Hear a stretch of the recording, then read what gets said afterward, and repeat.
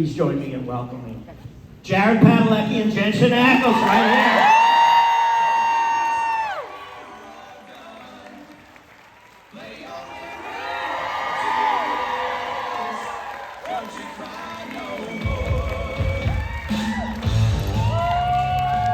Hello, Nashville. How are y'all? How was last night? That's not, woo is not a word. I said, how was last night? Okay, I understood that. Hey guys, how has your year been?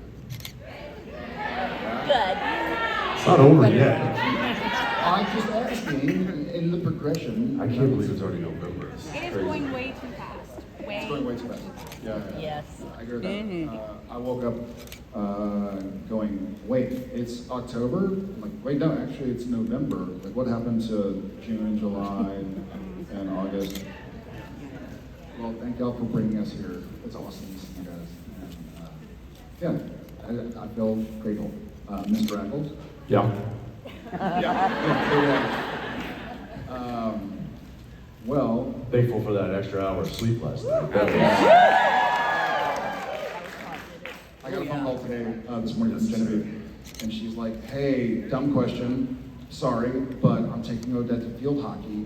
My phone says 7:45, but the car says 8:45. What time is it? It's 7:45. The car didn't reset. She's like, okay, thank you. So not a phone call I've ever had in my life, but I was happy to be like, I got you. What time is it? Shit. This I can handle. Like turning on the TV, like trying to find the news station. It says 5:45. Oh, that's Pacific time. Yeah, you got it, 7:45. But I've been useful today, once, and that's the one. That's it, you're good. One and done. One and done. Anyway, anything you want to say? No, I don't. I'm brain dead this morning. I don't know if it's just not enough coffee. Everybody, we all stayed up backstage and finished watching the baseball game. Any Dodgers and/or Blue Jays fans? Blue Jays. Okay, you one of the Blue Jays? Okay. There's a lot of folks rooting for the Jays, Yes. but Dodgers got it last year. How many championship teams does Los Angeles need? But congrats to the Dodgers. It was quite a series. I don't know if you guys follow baseball, but that was definitely one of the best World Series we've had in a while. Anyway. I literally, you were back in green room, but I came out here and we did whipping post, and mid-song I ran back to check the score. I remember from the green room, you like running in, like, oh shit, I gotta go. I'm like watching the game, it's like they're like, you gotta go. I'm like, no, hang on, let me just see this at bat. True. No, it was fun last night. Thank you guys for being here this weekend. Thank you for giving us the reason to come back here. We love this town, love the peeps. So, all right, well, we usually take some questions, and What about I guess Jared? we should do that. Okay, all right, calm down. Listen. Let's go ahead and get to it. I'm gonna Clearly they're your fans. You are Pick questions. fast. What is your shirt today? Because I saw it. We are not the Lose Chesters. No, we are not. Yeah, I love it. Hi.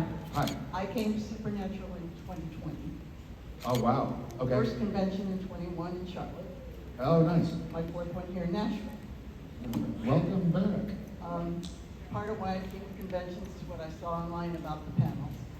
Okay. And I have two questions that I've never seen the answers to. Okay. One is, why is this panel so disappointing? And two is, can y'all get off stage? Hell no. One is, what's behind why you never get a rim shot? And what started the jump? And what's what? What started the jump? Oh, you're asking questions we Yeah. don't have answers to. So, These are good questions. those are two great questions. The rim shot of it all, I think there was one time where so Norton and I love each other, dear friends, but he kind of like deadpans me when I dad joke, whether on stage or off. And so whenever I'm really proud of my dad joke, and I give him a look, he just kind of gives me That's the same thing. If we're behind this curtain, it's the same thing. And so. Give me a dad joke. All right. Oh God. This is why. I think. Why has no one ever heard a pterodactyl go to the bathroom? Because the P is silent.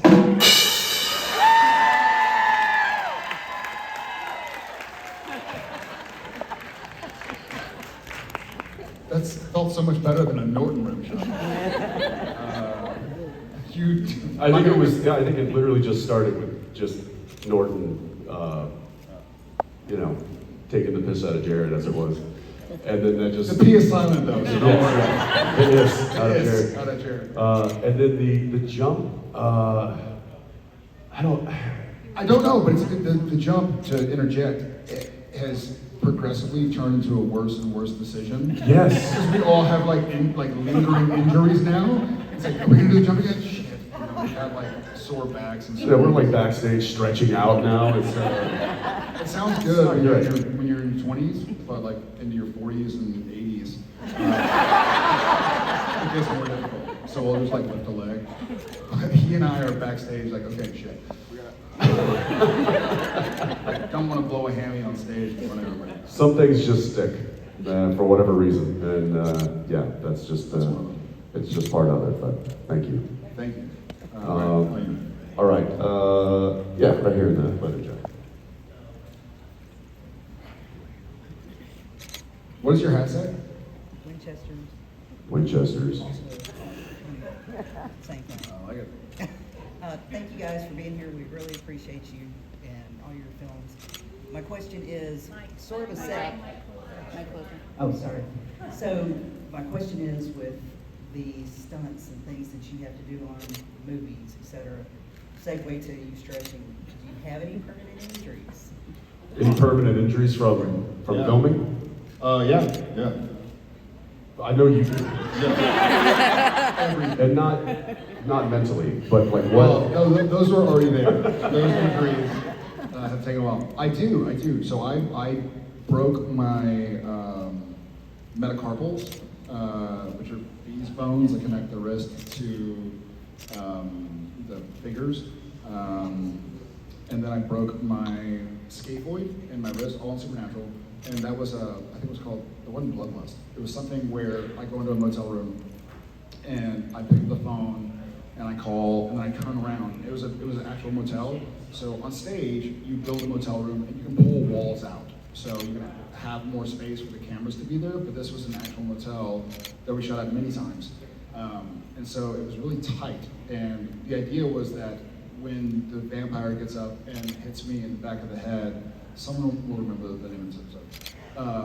That the camera's here, I'm supposed to just get knocked out and basically go down to where the camera doesn't see me. But I was trying to commit to it, and so I go in, I don't see anything, Sam goes in, doesn't see anything, turns, gets knocked out, and I decided to try and really play it off, but it was a small area, and there were camera people and lights, and we call them bounces, which means like the light goes this way, if there's a C-stand like this, that's bouncing the light to make it look better, I don't know. And so I fell in a way, and I'm like, I'm gonna play it out. And I fell, and when I fell, there was a stuntman laying here, there was a cameraman here, there was a light there, and so I tried to not fall on the stuntman, and so I held my hand out like this, and when I caught myself, my wrist snapped. Walker, we were doing an episode where I'm fighting somebody, I forget the scenario, but in a hallway, it ends up like, there's like a big split, at the end of the episode there's a big explosion, and I come walking out, I'm alive. I think it's like episode 1 of season 3 maybe. Anyways, so we're fighting and we're slipping and sliding all over the place. They had rented this like abandoned warehouse in Austin, and there's just dust and leaves and stuff. And so what they do is they add, we call them like stickum, like what do you call? They add sticky stuff. So Oh, to give you traction. yeah, give you traction. Actually, it was a very specific product that they actually make for this. It's called Coca-Cola. Yeah. And, not kidding, our stunt coordinator would just spread Coca-Cola and with a mop, and then that would take 30 seconds to dry, and then the whole floor would become tacky. So you'd have grip. And there was so in that, to his point, in that sequence, I'm on the ground and the guy comes at me and he's supposed to charge me this way, and I drop down and I twist around to throw him into the wall. The stickum really worked, and so when I dropped down, and he's a big dude, like 185, 190 pounds, and when I went to turn him, my body turned, my foot did not. And so I tore my FCL and MCL and ACL. I can still pop it out of joint. So it's fun to jump. But yeah, I have a few. Yeah. You? I don't have any that bad. Mine mostly. Go to hell. Yeah. Again. Yeah, I do not.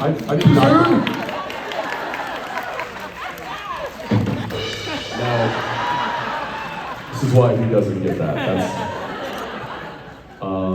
I mean, a lot of stuff that eventually healed, but I would say there were a few. I was wrapping my 1911 Dean's pistol before one take, and they were like, and just before they yelled action, I was checking to make sure that the dummy round was chambered, and so I did a press check on the gun, and then just as they yelled action, I let it go, but I didn't get my finger out in time, so it snapped and Took all the fat out of the bottom of his finger. Just took it off. and just I remember your face. I remember knowing like something just happened. Yeah, and they yelled action, and I looked down, and it's just a flap. And so I just pressed my thumb to it to hold it closed and did the take. I probably should have said, "Hold on." But then, Hey, my finger has a finger. And then by the end of the take, there was just like blood all over my hand. I was like, okay, I guess I should have stopped. I remember that. So I've got a little scar on my finger from that. Other one, this is one. So I think it was All Hell Breaks Loose 2, where Dean gets thrown into the gravestone, and Yellow Eyed Demon comes, and then John Winchester saves him. It was Fred Lane's coverage, so I kind of go thrown into, like, as the camera's here, I like fling myself backwards against the gravestone. Well, the gravestone they had built, it was like kind of a foam. Hard styrofoam, yeah. Yeah, and so I was like, oh, it's kind of padded. I'll just go really hard into it. The base of it was not padded. It was actual stone or cement. It was cement. And as I threw myself back, the corner of it went right into what's not so funny, the funny bone, and hit that. It is hole. humorous though.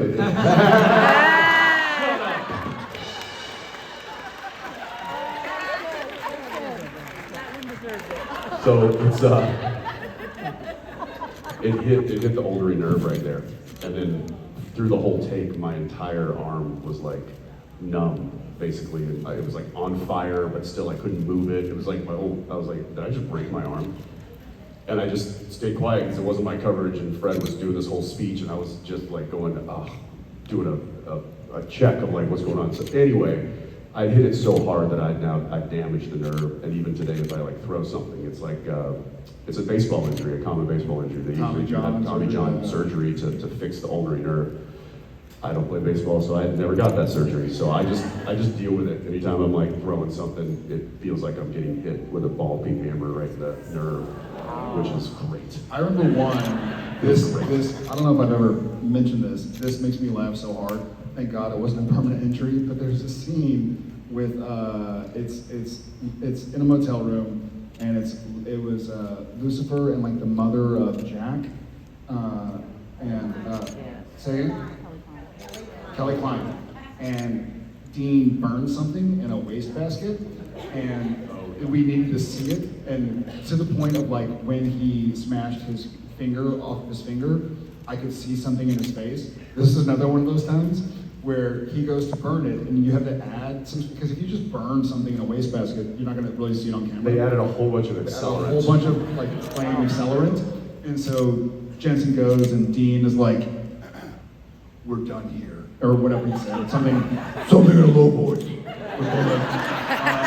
And he throws the flame in, and he's holding the wastebasket, and the fire, he's holding like this, and the fire goes like up to here, and he's like,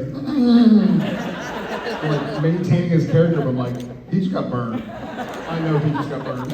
I probably couldn't stop laughing. But it's like, but you can't ruin a take. Like, you don't want to do that. You can't ruin anything. You can Ruin ruin a it. take.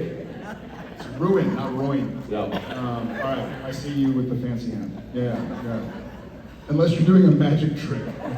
Did you go to Hogwarts?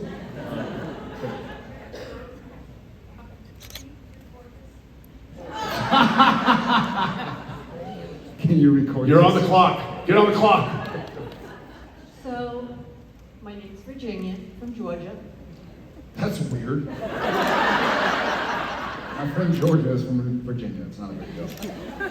Carry on. So have you ever experienced yourselves any spiritual or energy that you felt from a loved one or friend that has passed? And if you did, Wow. what was it? That's a great question. Took me a minute. Yes, probably. She's not here, and I don't speak for her, but my wife, Jen, has had dreams, she's expressed to me, of her Nana, like sitting on the foot of the bed. I've had weird feelings and I've had weird things happen and tried to go like, okay, what was that?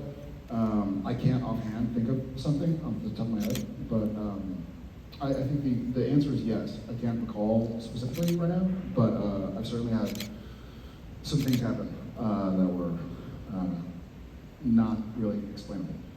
What about you? No. Can I tell you nothing? What? Can Well, tell you- I'll follow that up by saying I don't think that I'm like I've said this before. I don't think I'm available for that kind of thing. He's available for other kinds of things. Yes.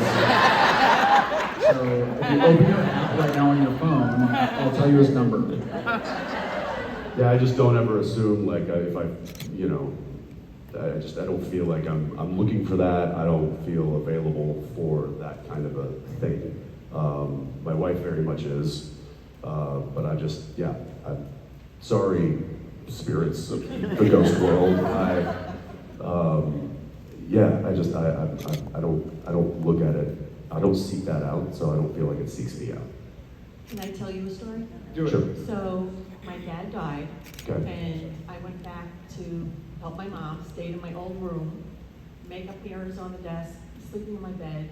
All of a sudden, the light on my makeup mirror goes on. It has never done that the whole time I lived home. So I just sat on the edge of my bed and started talking to my dad. And then a few months later, on his birthday, arrived a package for my mom. A Mother's Day present that he had bought for her arrived on his birthday. So I knew that was him saying, I'm still here for you. That's great. I would immediately go check the breakers. Just assume that there's an electrical glitch, and if I can't fix it, I'd probably call an electrician the next day. Well, that's possible, but Yeah. you believe what you want to believe. Well, for sure, and I'm not saying that wasn't I him. know. I It just was an electrical glitch. right, but listen, I'm not saying it's not that, but I just personally, I'm always like, no, I'm a skeptic when it comes to that stuff, and again, like, if somebody was like, no, it was actually, your father, I'd be like, awesome.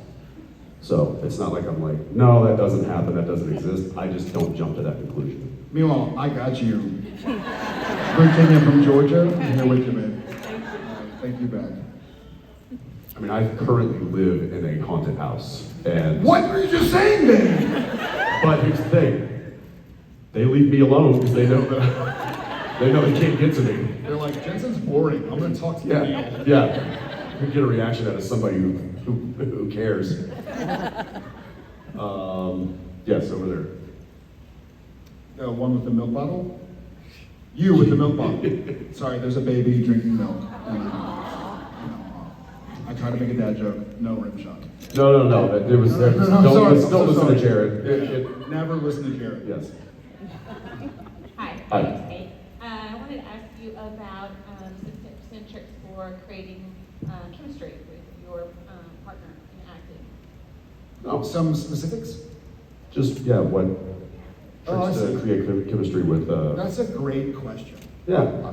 I think if there was an answer that I could think of to that question, I'd be wealthier than Elon Musk. I mean, it sounds silly, but to Virginia from Georgia's question, I've said this, my buddy Anson's here, Jensen's buddy as well, and we've talked about this sometime, like if you were in a room with, what's your best friend's name? Catherine. If you walked into a room like this and there were 100 people named Catherine and you just went, hi, what's your name? Caitlin? Kate. Hi, I'm Kate. I'm Catherine. Hi, I'm Kate. I'm Catherine. Hi, I'm Kate. I'm Catherine. Hi, I'm for 100 people. You'd probably walk back out of the room and be like, there was this one person and they were in like a blue shirt, I think, and I just felt like I knew them. And whether that's a past life or just some common loves and passions that you don't even realize yet you have in common, there's a connection that I've felt with a lot of people that makes no sense. Like I can walk into a room with 3 people I've known for 10 years and one person I've never met and feel strangely connected to that one person. I don't know the answer to why that is. I think there has to be some, like in your relationship, there has to be some vulnerability and some trust, some good faith. If you go in just like, I'm gonna hate this dude, I'm gonna hate this girl, you know, if you believe you can or you can't, you're usually right. So if you go in thinking like, I'm gonna find out more about this person, I'm gonna be curious about their experiences, then I think your mind or heart or soul or whatever is maybe more open to it. I don't know why we have chemistry. I mean, there's the obvious, we're both from Texas, we're both middle children, we both like the Cowboys, we both, you know, yeah. We both have an older brother and a younger sister. Our parents are still married at the time, living in the same house we grew up in. Not together, but so there are obvious things that you can write down on paper. I don't know what creates actual chemistry. I have a theory, and I think there's a multitude of ways you can find chemistry with people. People that you're meeting for the first time, like other actors that we're working with, and you're on set. Humor, I think, is an amazing icebreaker. I feel like it was one of the things that bonded us very quickly. We had a very similar sense of humor, and when when you're working on set, it's a bit of a pressure cooker. You know, you're watching the clock. You've got this much work to get done that day, And life is still going on, right in the background. You're in a fight with your brother or sister or spouse or whatever, Yeah. and you're on set, and it's like, sun's down in 15 minutes. We have 45 minutes of work, like, get to it, you know? So, but it was inevitable certainly with he and I, that whenever things got tense or pressured, we would always break that with humor.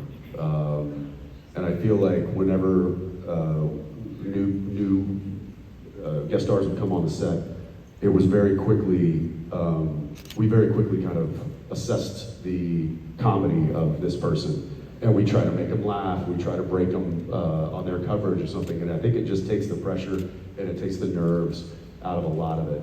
I'm doing that now with the cast on Bar Rising. Is we're spending a lot of time, on set, and that time on set I believe, is really important to building that chemistry. I've been on sets where the actors just are, buried, just on their phone or buried in a book and not really kind of getting to know one another. But I feel like there's a real camaraderie that can happen when you're just sitting there waiting for shots to get set up and stuff.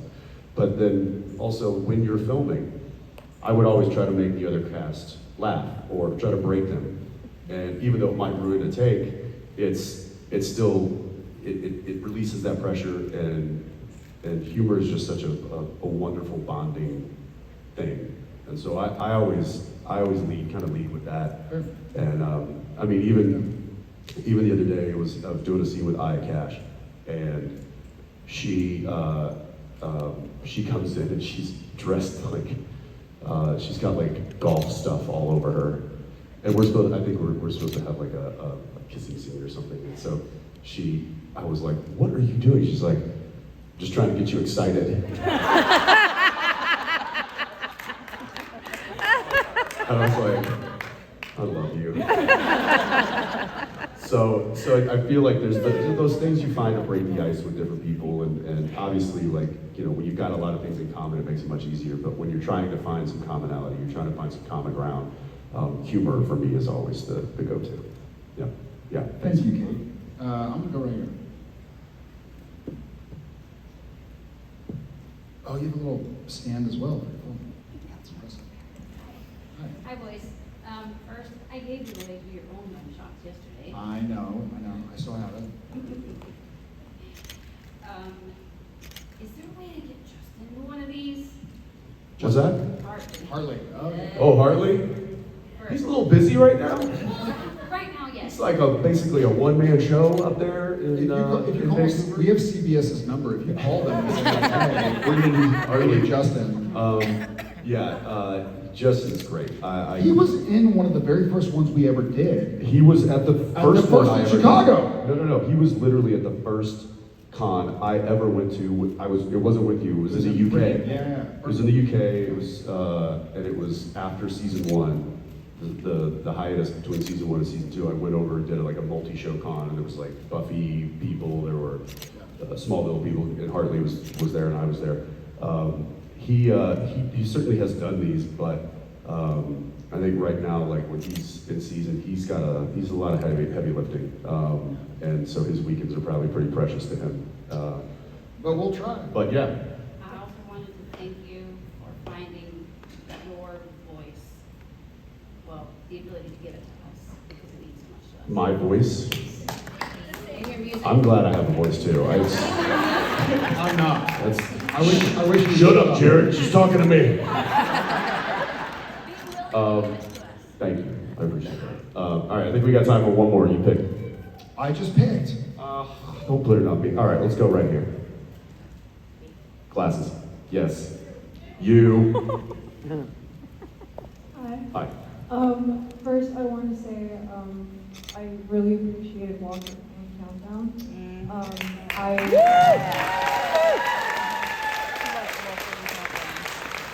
I was able to share it with my parents, and we were able to bond over that, so it really was reflected that they're gone, because I'm not showing them the voice.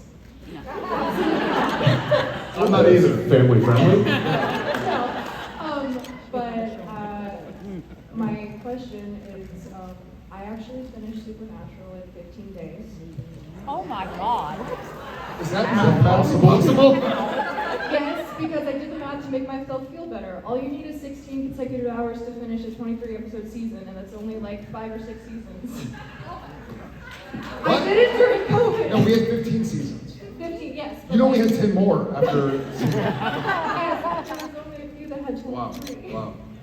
But I was wondering if there was a TV show that you binged, or if there's Like intensely like that, where I got the feeding tubes out, just like. I mean, my God. Where like our family and friends. Your Apple Watch go off, so time to stand up. Or our family and friends are like trying to do an intervention. Like, hey, are you okay? I'll have an answer for that.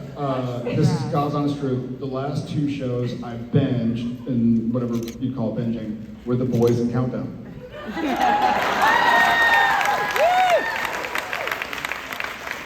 The Boys before I did The Because Boys. you knew you'd have to pay attention. You were just like, oh, I'll just put this on background noise. Yeah, it was while I slept. Right. Crushed one season a night. What was the last thing I binged? I'll watch shows, but I don't, it's like maybe if I'm traveling, I'll download a few episodes of something, or, but I think the last thing that I was eagerly watching consecutively was probably Peaky Blinders. He's full of shit. Below Deck. is the last Love Island. Love Island.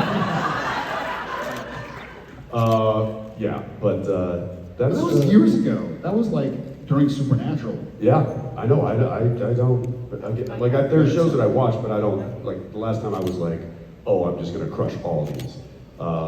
I think the ones that I most recently finished, Slow Horses, The Gentleman.